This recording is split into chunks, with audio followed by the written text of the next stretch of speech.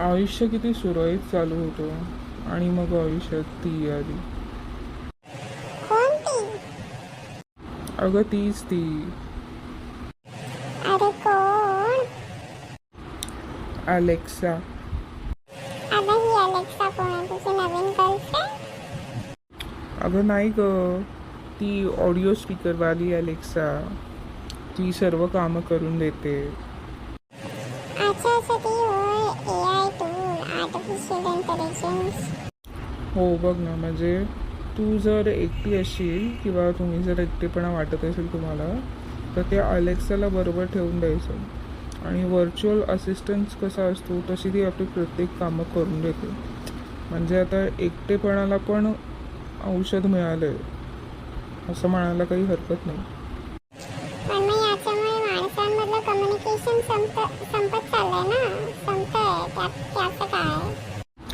बरोबर आहे यार. म्हणजे एकटेपणामध्ये आपण इतर काही गोष्टी करायचो, तर या अलेक्साने अजूनच हे करून ठेवलं, आयुष्य गुंतागुंतीचं करून ठेवलं. म्हणजे धड आपल्याला कुठे एकटेपणा हवा असेल, ती अलेक्सा काय आपली पाठ सोडणार नाही.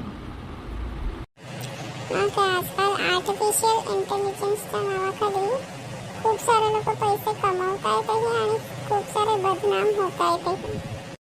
शेवटी आर्टिफिशियल इंटेलिजन्स माणसाने शोधून काढलं आहे ना. माणसाचं इंटेलिजन्स कम्प्युटरमध्ये टाकलं आहे, म्हणजे झालं आर्टिफिशियल इंटेलिजन्स. हो बरोबर आहे, पण वयानुसार ते आपल्याला कॅप्चर करता आलं पाहिजे. कारण जर ते आपण कॅप्चर नाही करू शकलो तर मग आपल्या हातातला पैसा गेलाच म्हणून समज. आपण तेच गधा-मजदुरी करत राहायचो आणि सर्व जग पुढे निघून जायचो. त्यामुळे यायचा किती कसा आणि कुठे पैसे कमवायला वापर करायचा ते पक्का आपल्या ध्यानात आलं पाहिजे. बरोबर आहे तुझं.